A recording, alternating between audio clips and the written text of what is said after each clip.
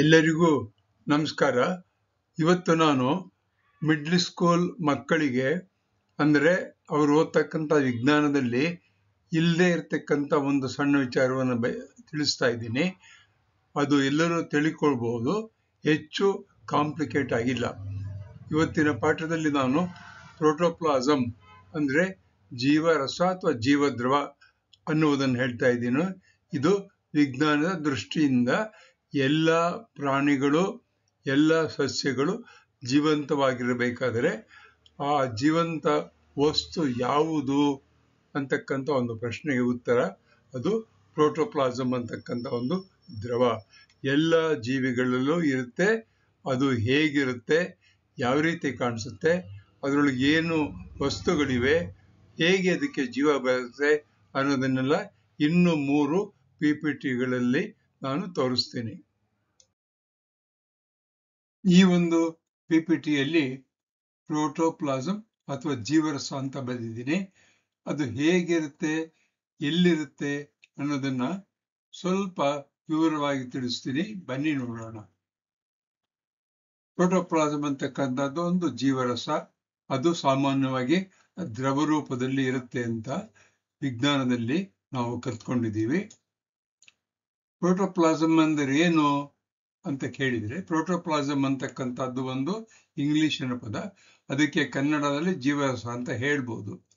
ಜೀವಿಯ ಕೋಶದ ಜೀವಾಂತ ದ್ರವ ಭಾಗ. ಒಂದು ಜೀವಿ ಅಂದ್ರೆ ಯಾವುದಾಗ್ಬೋದು?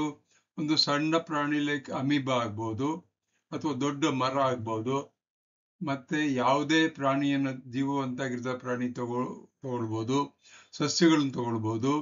ಹೀಗೆ ಸಸ್ಯಗಳು, ಪ್ರಾಣಿಗಳು ಅದು ಎಷ್ಟೇ ಕಾಂಪ್ಲೆಕ್ಸ್ ಆಗಿದ್ರು, ಎಷ್ಟೇ ಚಿಕ್ಕದಾಗಿದ್ರು, ಅದು ಜೀವಂತವಾಗಿದ್ದಾಗ ಅವುಗಳಲ್ಲಿ ಪ್ರೋಟೋಪ್ಲಾಸಮ್ ಅಥವಾ ಜೀವರಸ ಇರುತ್ತೆ ಅಂತ ಹೇಳ್ತೀವಿ. ಅದು ಎಲ್ಲಿರುತ್ತೆ, ಹೇಗಿರುತ್ತೆ ಅನ್ನೋದು ನೀವು ತಿಳ್ಕೊಳ್ಬೇಕಾಗಿರ್ತಕ್ಕಂಥದ್ದು ನಿಮ್ಮ ಕರ್ತವ್ಯ. ಪ್ರೋಟೋಪ್ಲಾಸಮ್ ಅನ್ನೋದ್ರ ಮುಖ್ಯ ಭಾಗ ಏನೇನು ಅಂತ ಅಂದ್ರೆ ಪ್ರತಿಯೊಂದು ಕೋಶದಲ್ಲೂ ಪ್ರೋಟೋಪ್ಲಾಸಮ್ ಇರುತ್ತೆ ಅಂತ ಹೇಳಿದೆ ನಾನು. ಈಗ ಅಮೀಬಾ ಅಂತಕ್ಕಂಥದ್ದು ಒಂದು ಕೋಶದಿಂದಾಗಿದೆ.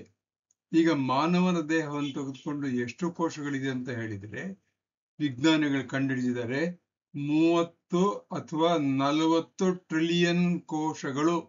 ಅದಕ್ಕೆ ಎಷ್ಟು ಸೊನ್ನೆ ಬರೀಬೇಕು ನನಗೆ ಗೊತ್ತಿಲ್ಲ, ಅಷ್ಟೊಂದು ಕೋಶಗಳಿದೆ ಅಂತ ಹೇಳ್ತಾರೆ.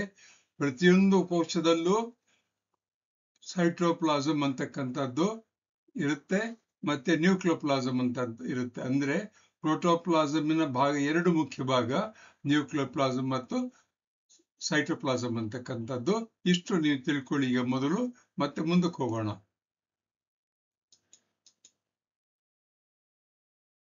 ಇಲ್ಲಿ ಸೈಟೋಪ್ಲಾಸಮ್ ಅಂತಕ್ಕಂಥದ್ರೊಳಗಡೆ ಏನಿರುತ್ತೆ ಅಂದ್ರೆ ಅದು ಒಂದು ಜೀವರಸ.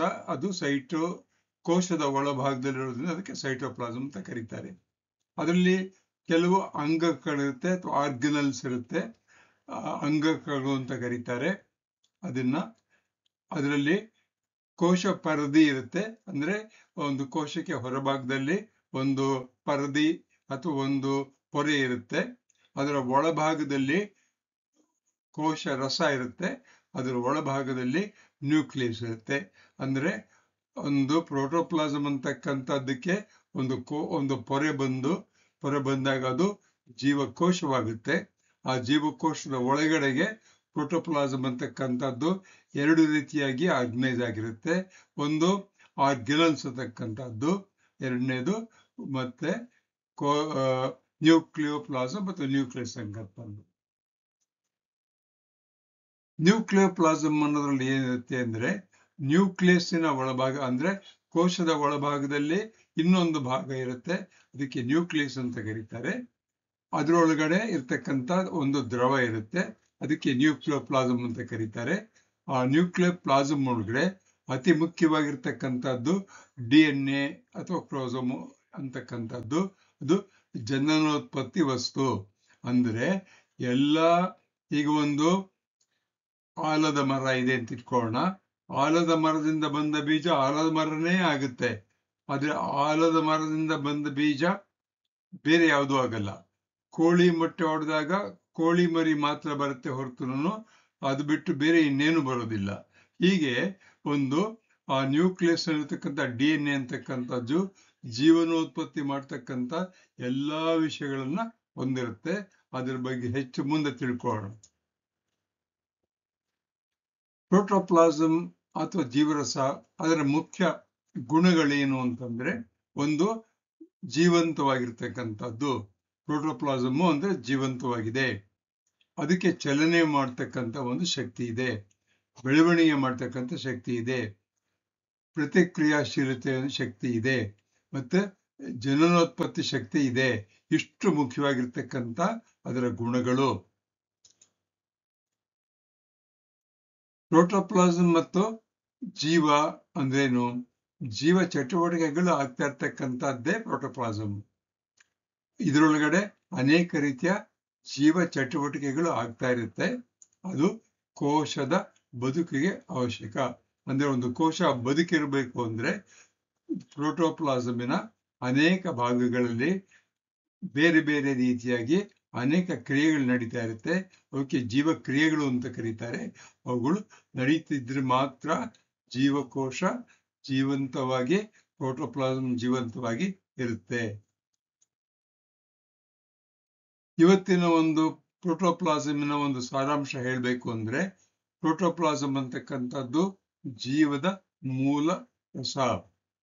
ಜೀವಕೋಶದ ಎಲ್ಲಾ ಕೆಲಸಗಳಲ್ಲೂ ಪ್ರೋಟೋಪ್ಲಾಸಮ್ ಅನ್ನೋದು ಇರುತ್ತೆ. ಅದು ಕೆಲಸಗಳ ಕೇಂದ್ರ. ಇಷ್ಟನ್ನ ನಾವು ಇವತ್ತು ತಿಳ್ಕೋಬಹುದು.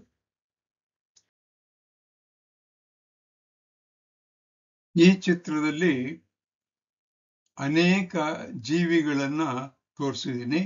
ಜೀವಿಗಳು ನೀರಿನಲ್ಲಿರ್ಬೋದು, ಜೀವಿಗಳು ಭೂಮಿಯ ಮೇಲಿರ್ಬೋದು, ಪ್ರಾಣಿಗಳಾಗಿರ್ಬೋದು, ಸಸ್ಯಗಳಾಗಿರ್ಬೋದು, ಅಥವಾ ಗಾಳಿಯಲ್ಲಿ ವಾಸ ಮಾಡ್ತಾ ಇರ್ಬೋದು, ಭೂಮಿಯ ಒಳಭಾಗದಲ್ಲಿರ್ಬೋದು, ಆಕಾಶದ ಅಂದ್ರೆ ಭೂಮಿಯಿಂದ ಮೇಲೊಂದು 3 ಕಿಲೋಮೀಟರ್ ಮೇಲೂ ಸಹಿತ ಜೀವಿಗಳಿರ್ಬೋದು, ಸಣ್ಣ ಕೋಶಗಳಾಗಿರ್ಬೋದು, ದೊಡ್ಡ ಪ್ರಾಣಿಗಳಾಗಿರ್ಬೋದು, ದೊಡ್ಡ ಮರಗಳಾಗಿರ್ಬೋದು. ಏನೇ ಆಗಿದ್ರು ಸಹಿತ ಆ ಜೀವಿಗಳ ಒಳಭಾಗದಲ್ಲಿ ಅಂದ್ರೆ ಜೀವಿಗಳಲ್ಲಿರ್ತಕ್ಕಂಥ ಜೀವಕೋಶಗಳಲ್ಲಿ, ಜೀವಕೋಶದ ಒಳಭಾಗದಲ್ಲಿ ಇರ್ತಕ್ಕಂಥ ಭಾಗಗಳಲ್ಲಿ ಒಂದು ಮುಖ್ಯವಾಗಿರ್ತಕ್ಕಂಥ ವಸ್ತು ಇದೆ. ಅದು ಪ್ರೋಟೋಪ್ಲಾಸಮ್ ಅಂತಕ್ಕಂಥದ್ದು. ಅದಕ್ಕೆ ಜೀವರಸ ಅಂತಾನೂ ಕರೀತಾರೆ. ಈ ಜೀವರಸದಲ್ಲಿ ಏನಿರುತ್ತೆ, ಹೇಗಿರುತ್ತೆ, ಅದು ಯಾವ ರೀತಿ ಕೆಲಸ ಮಾಡುತ್ತೆ ಅನ್ನೋದನ್ನೆಲ್ಲ ನಾವು ಇನ್ನು ಮುಂದೆ ಇರ್ತಕ್ಕಂಥ PPTಗಳಲ್ಲಿ ತೋರಿಸ್ತೀನಿ. ಈ ಒಂದು PPTಯನ್ನ ಮಾಡೋದಕ್ಕೆ ನಾನು ChatGPT ಇಂದ ಕೆಲವು ವಿಚಾರಗಳನ್ನು ತಗೊಂಡಿದ್ದೀನಿ. ಕ್ರಿಯೇಟಿವ್ ಕಾಮನ್ಸ್ನ ತಗೊಂಡಿದ್ದೀನಿ. ಮೈ ಟೀಮ್ ಅಂದ್ರೆ ನಾನು ಓದಿರ್ತಕ್ಕಂಥ ಎಲ್ಲ ಪುಸ್ತಕ, ನನಗೆ ತಿಳಿದಿರ್ತಕ್ಕಂಥ ವಿಚಾರ ಎಲ್ಲವನ್ನೂ ಸೇರಿಸಿ ಇದರಲ್ಲಿ ಬರೆದಿದ್ದೀನಿ. ಇಲ್ಲಿಗೆ ಇವತ್ತು ನಿಲ್ಲಿಸೋಣ.